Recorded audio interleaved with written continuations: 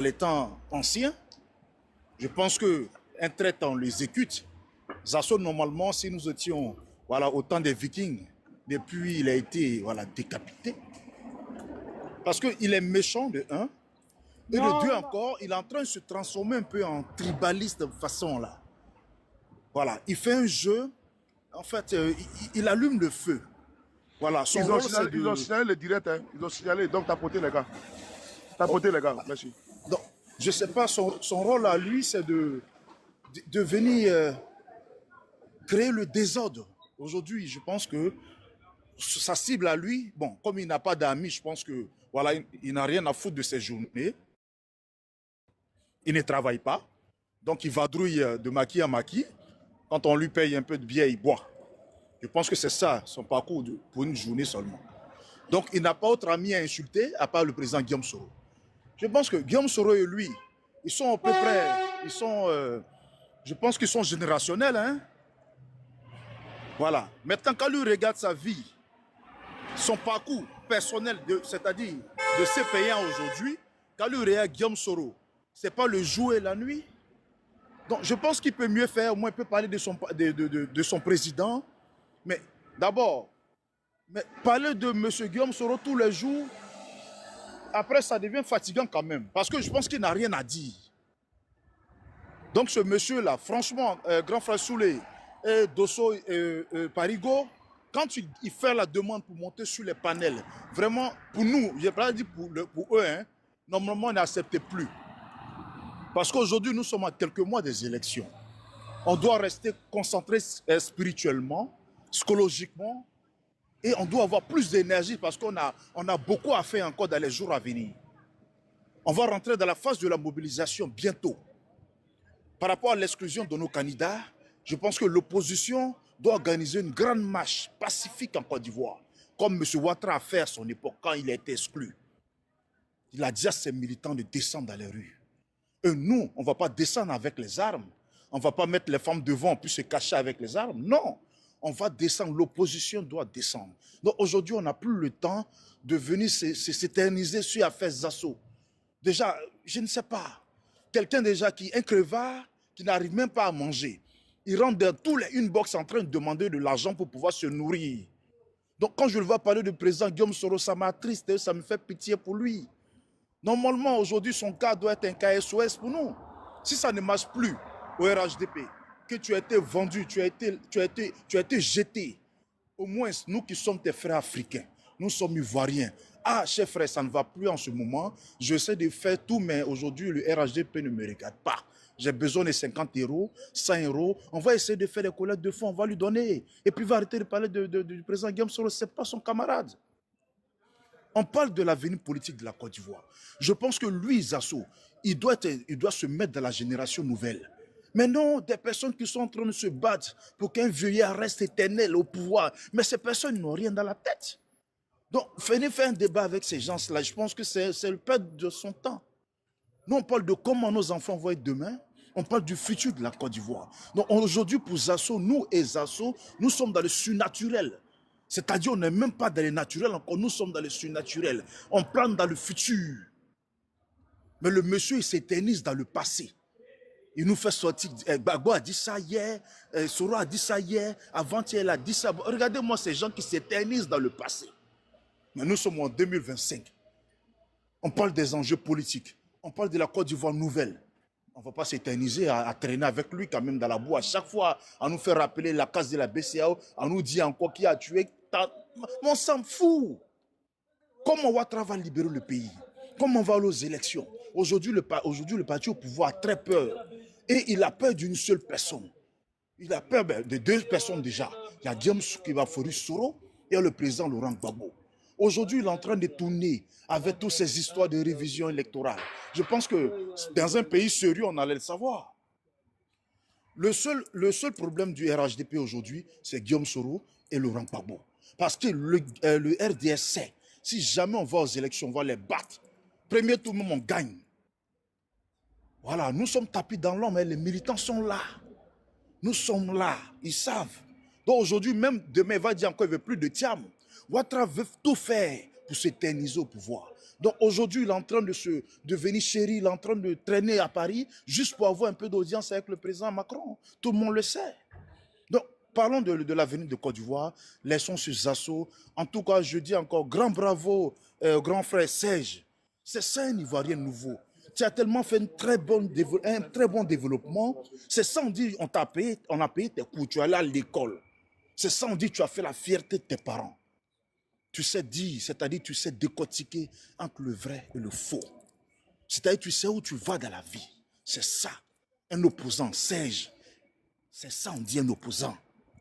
Voilà, on ne sait pas jouer autour. On ne fait pas le panel parce qu'il faut faire un panel politique. Normalement, tout le monde ne doit pas être accepté sur le panel politique. Il faut savoir faire la différence des fanatiques, ceux qui viennent pour parler, pour ne rien dire, et puis ceux qui viennent pour parler, de décortiquer, de parler de l'avenir de la Côte d'Ivoire. En tout cas, grand merci à vous et restons concentrés, restons mobilisés et nous allons faire cette marche pacifique. L'opposition va sortir. On va organiser à Paris. On va rentrer partout dans les villages, dans tous les petits comtés. On va leur dire que M. Ouattara doit partir en 2025. Merci, c'est ce que j'avais à dire et que Dieu bénisse la Côte d'Ivoire. Merci mes grands frères du panel de Sceaux et président. Emmanuela aussi, bravo. Et à Zouzou, Doumbia, tout le monde. Merci beaucoup, cher grand frère Soulé. Merci, Prince Dekele. Merci pour ton intervention. Merci beaucoup. Domia, tu veux parler? Oui, Raksen est là depuis longtemps. Raksen. Souley, pardon. Souley. Je reviens tout à l'heure. Je vous laisse. J'avais dit que j'allais faire un message. D'accord, bon, président, tu peux parler, puis après toi, je parle. D'accord? Oui, j'avais voulu faire un panel aujourd'hui pour ça. Mais comme j'ai vu Souley en live, donc j'ai décidé de ne pas faire le panel et de venir passer le message ici. Voilà, pour ne pas qu'on se disperse. Donc, consécutivement à ça, Souley, je viens de t'envoyer un lien tout à l'heure où un activiste du RADP, qu'on appelle Côte d'Ivoire 2, a mis nos noms sur un truc où il nous diffame pour dire que la guerre pour moi, et puis il y a encore Touré Moussa, il a cité beaucoup de noms, voilà, parmi nous, pour dire que incessamment, nous devons rejoindre le président Soro au Burkina Faso, voilà, que de sources sûres qu'il y a un projet de déstabilisation contre la Côte d'Ivoire. Voilà le terrain sur lequel ces gens-là veulent forcément nous amener. Vous voyez, quand on n'a pas de légitimité, c'est-à-dire ce qu'on appelle la légitimité, quand on n'a pas été élu à l'issue d'élections démocratiques, quand on n'a pas été élu consécutivement à l'ordre constitutionnel, on a peur et on est traumatisé. Ça veut dire quoi? Ça veut dire que la peur a changé de camp. Et quand la peur change de camp, voilà ce que ça donne. La seule chose que nous, on vous demande là, c'est d'inscrire le président Guillaume Soro sur la liste électorale. Voilà ce qu'on vous demande. Et il va vous la faire proprement. C'est-à-dire, il va aller vous battre proprement à l'élection présidentielle. Maintenant, pour votre information, M. Ouattara ne sera pas candidat. Donc, moi, je ne vois pas, en fait, l'intérêt de nous amener dans des débats. Nous, on ne va pas se mettre à vous répondre sur ça. Vous pouvez raconter ce que vous voulez. Côte d'Ivoire, si tu m'entends, va dans les commentaires, toi-même dans ta propre publication. Et là, c'est que les populations ivoiriennes disent de vous. Ils disent que vous êtes illégal. Deuxièmement, ils disent, mais pourquoi vous avez peur? Ce n'est pas la violence que vous avez utilisée. C'est la violence que vous avez toujours utilisée. Vous n'avez jamais discuté avec un opposant. C'est pourquoi je suis d'accord avec certaines personnes que chacun n'a qu'à rester maintenant sur son panel. Parce qu'on rentre maintenant dans une phase active. On est dans la communication. La déconstruction, là, c'est fini. C'est-à-dire le jour où ils vont engager le dialogue avec nos leaders dans le but de leur réinscription sur la liste électorale, à partir de ce jour-là, vous et nous, là, on peut commencer à faire des panels pour aller dans la contradiction. Pour le moment, vous êtes fermés à tout dialogue sur la réinscription de nos leaders et nous, on ne voit pas quel est l'intérêt de votre présence sur nos panels. Je ne sais pas quel est le message que vous voulez passer. Allez-y sur vos panels. Vous dites que Ouattara a travaillé. Vous avez un bilan. Allez-y parler de votre bilan. Mais le mandat légal de Ouattara a pris fin depuis octobre, le 31 octobre 2020. 5 ans là, c'est illégal. Bon, s'il est candidat encore à nouveau, comme le président Laurent Gbagbo a dit, être candidat en 2020 là, c'est une faute. OK? Et être candidat encore en 2025, c'est comme s'il était en train de récidiver. OK? Donc, il faut que ça soit clair pour vous. Personne n'a besoin. Nous, là, nous ne sommes pas des soldats. Si vous avez des problèmes, alors vous aurez vos problèmes avec les gens avec qui vous avez créé des problèmes. Et la réalité, c'est qu'aujourd'hui, M. Ouattara, jusqu'à maintenant, là, il n'a pas dit qu'il est candidat. Donc, s'il n'est pas candidat, pour nous, là, la seule chose qu'on veut, qu'il y ait des élections démocratiques où nos leaders reviennent sur la liste électorale, on va aller faire campagne et puis on va vous battre de manière propre. C'est parce que vous savez aujourd'hui que les Ivoiriens ne vous voteront pas. Les Ivoiriens ne sont pas avec vous. La preuve, depuis M. Ouattara est candidat et à la tête de la Côte d'Ivoire, il n'a jamais fait une élection normale. C'est-à-dire qu'il n'a jamais eu un candidat en face de lui parce qu'il résigne à la compétition. Et vous êtes dans sa logique. Vous êtes dans sa situation. Donc, je tenais à passer ce message-là pour vous dire que vous n'avez pas de candidat. Et nous, on a des candidats. La seule chose qu'on vous demande, c'est de créer les conditions pour que nos candidats viennent sur la liste électorale. Et puis, on va là à l'élection, programme contre programme. Mais une chose est sûre, cette année-là, mais Ouattara ne va pas être candidat.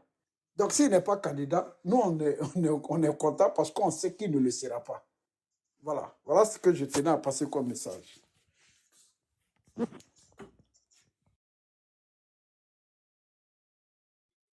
Allô? Bonsoir à tout le monde, oui. Et je pense que c'est à toi de prendre la parole. Ok, bonsoir à tous, bonsoir.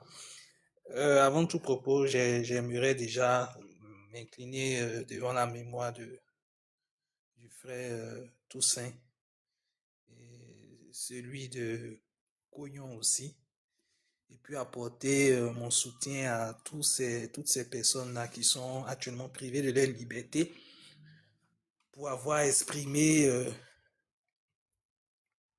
pour s'être exprimé, en tout cas pour avoir exercé leur liberté qui est consacrée par notre Constitution.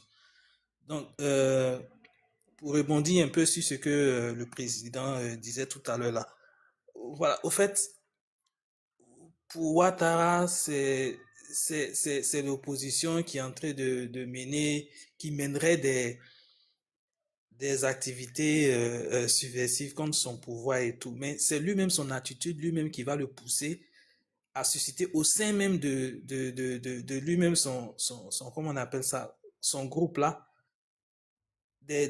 comment on appelle ça même, des soulèvements. Parce que de plus en plus, on avance vers les élections, il met en place des propagandes pour faire croire aux gens, pour nous éloigner beaucoup plus des questions essentielles qui touchent à la vie des Ivoiriens, mais plutôt à lui, son intérêt de pouvoir rester toujours et longtemps au pouvoir, s'éterniser au pouvoir. Et ça va lui coûter ce que ça va lui coûter et il en paiera il sera le seul à en subir les conséquences. Donc, qu'ils ne viennent pas jouer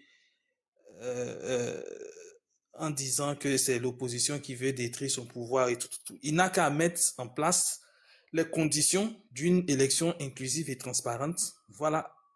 Et puis, les choses vont se faire telles qu'elles doivent se faire. Et puis, voilà, la paix en sortira consolidée et tout. Mais je ne pense pas que ça soit quelqu'un... Au fait, au vu même de son parcours, c'est pas quelqu'un de qui on peut espérer quelque chose quelque chose de constructif qui puisse nous permettre de toujours pouvoir nous projeter dans un avenir serein en Côte d'Ivoire. Non. Avec Ouattara, ça sera toujours l'inquiétude. Avec Ouattara, ça sera toujours la désolation. Avec Ouattara, ça sera toujours la promiscuité. Donc, c'est quelqu'un qui inspire tout ce qu'il y a de réfractaire à l'exercice de la démocratie dans un pays. Donc, je ne crois pas qu'il puisse poser des actions allant à favoriser une consolidation de la paix dans notre pays. Voilà. La seule chose qu'il fait actuellement, c'est-à-dire que c'est de montrer à l'opposition que la seule chose qui puisse créer une certaine alternance en Côte d'Ivoire, en tout cas, où lui il ne sera pas là, c'est la prise du pouvoir par la force. C'est la seule chose que lui-même il met en avant comme alternative, ce qu'il propose lui-même. Effectivement, ils ne veulent pas aller aux élections. Ils veulent créer des troupes pour Oui, justifier il veut la créer des troupes pour conservation justifier leur du prise de pouvoir. pouvoir. Vous voyez un peu, Très non? bien. Très Et bien. c'est vers ça qu'il est en train de préparer, au fait, les esprits.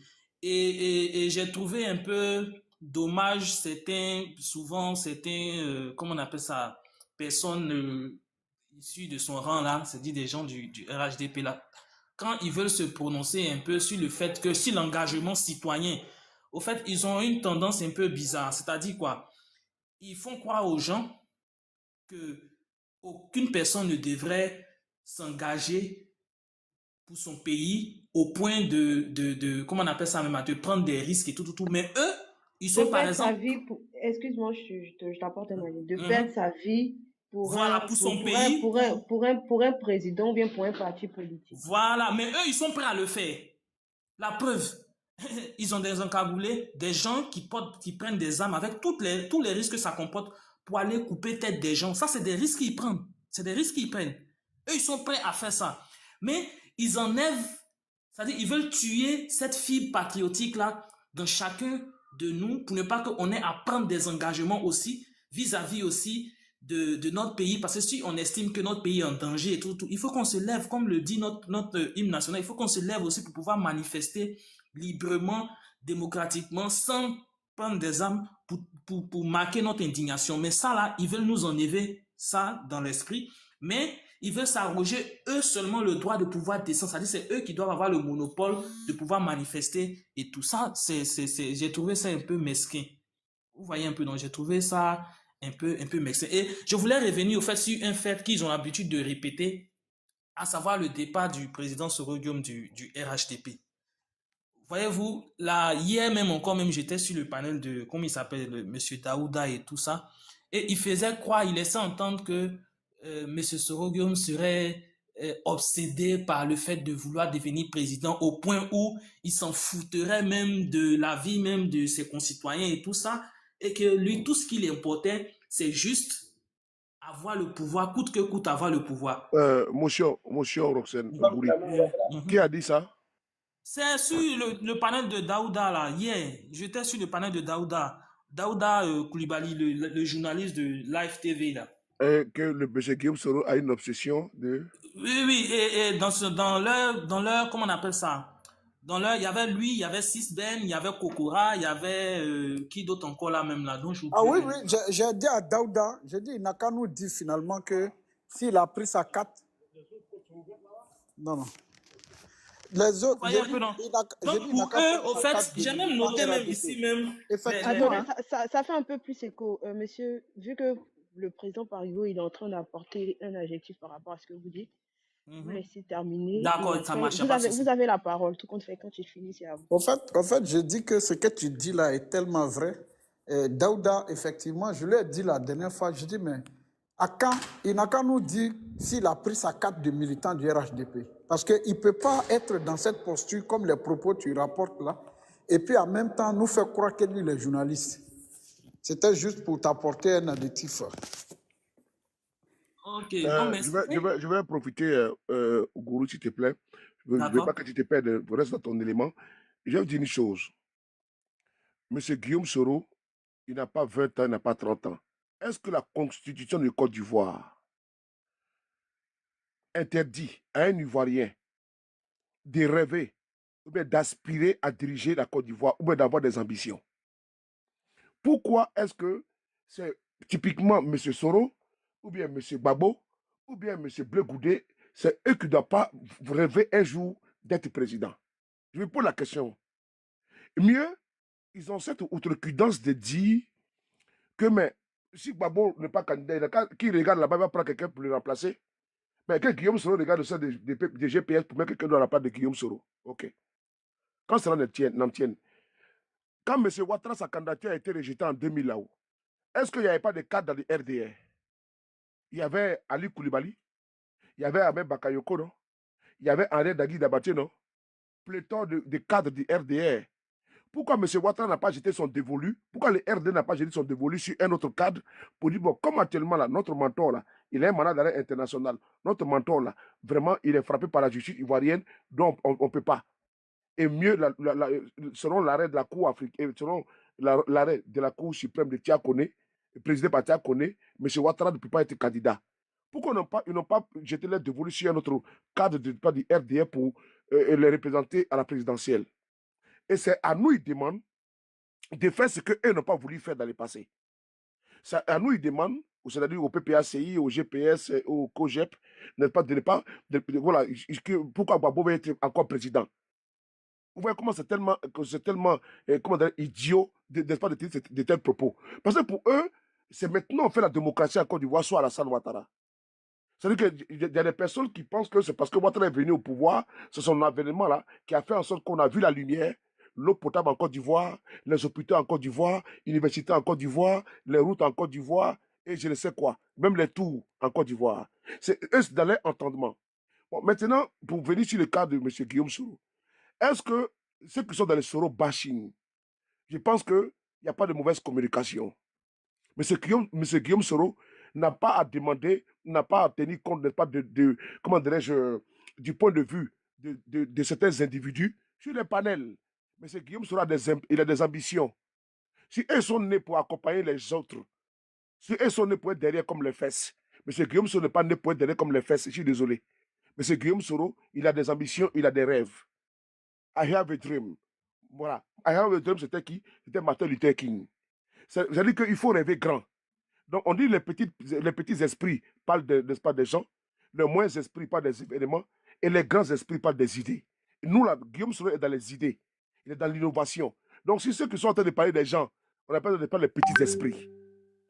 Et les moindres esprits parlent des événements, les grands esprits parlent des idées. Et Guillaume Soro parle des idées. Guillaume Soro innove.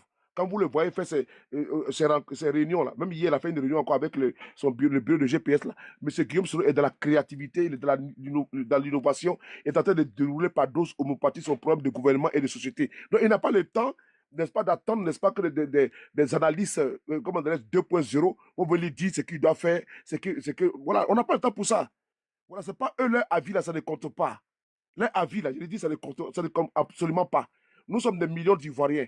Donc, s'il y a peut-être 1 million d'Ivoiriens qui ne sont pas d'accord, ils sont minoritaires. Je suis désolé. C'est la dictature, n'est-ce pas, de la majorité. Donc, c'est aux Ivoiriens, n'est-ce pas, en majorité, qui vont dire, ah, M. Guillaume Soro ne nous donne pas l'onction. On ne peut pas mettre notre dessin entre votre main.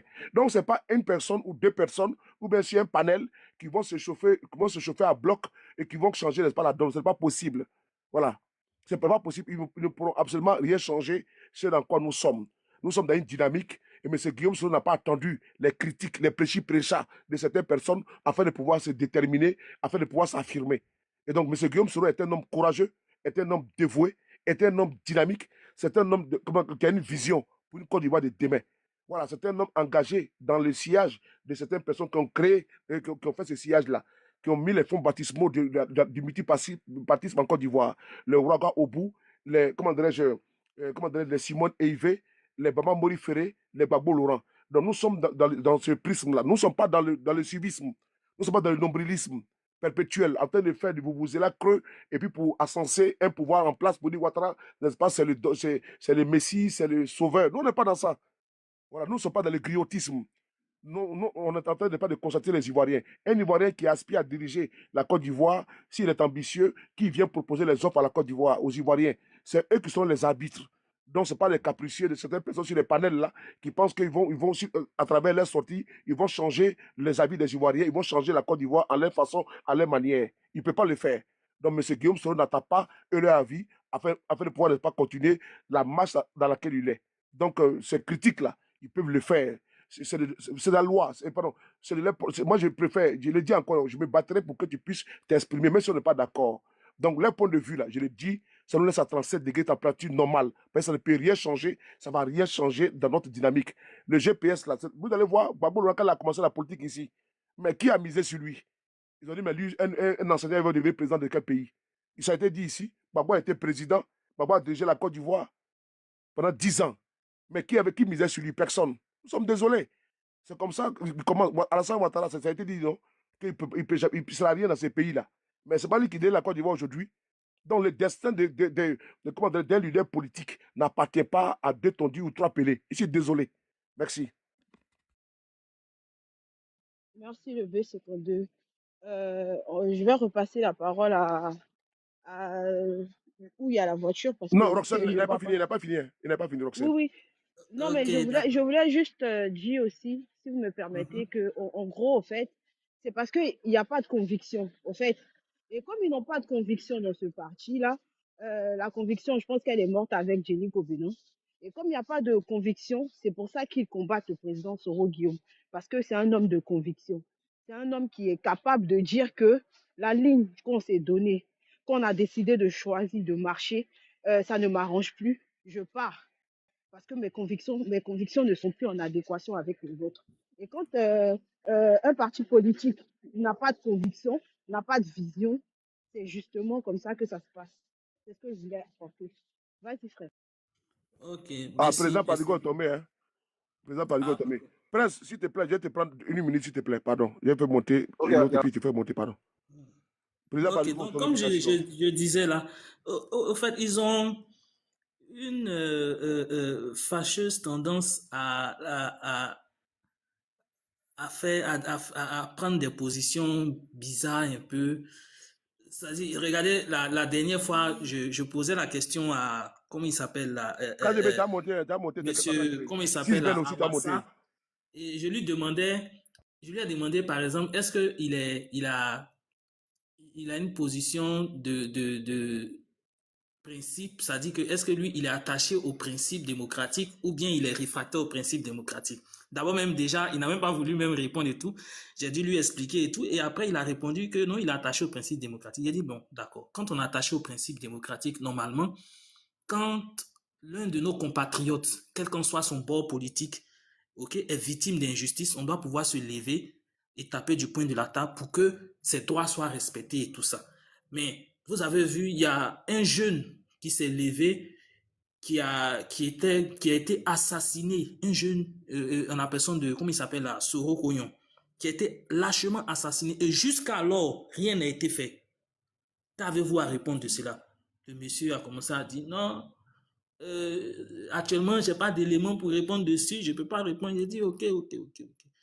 Vous voyez, et c'est la même chose pour tous. C'est-à-dire que quand ils sont face à une certaine injustice, ils attendent d'abord de voir le bord de la personne, le bord politique de la personne avant de se prononcer. C'est-à-dire qu'ils ne se prononcent pas par principe, mais ils se prononcent plutôt en fonction de qui ils ont affaire en face de ça. C'est-à-dire s'ils ont affaire à un gars du RHDP, automatiquement, ils estiment que son injustice là doit être réparée. S'ils ont affaire à un gars qui n'épouse pas, dont la position n'est pas, comment on appelle ça, en adéquation avec celle du RHDP, automatiquement, ils se disent que c'est légitime que le gars là subisse une telle injustice. Et ça, ce n'est pas cette Côte d'Ivoire là que nous on veut. Ce n'est pas cette Côte d'Ivoire là que nous on veut. Ce n'est pas ça que nous on veut. C'est une Côte d'Ivoire qui tend à aller dans le gouffre.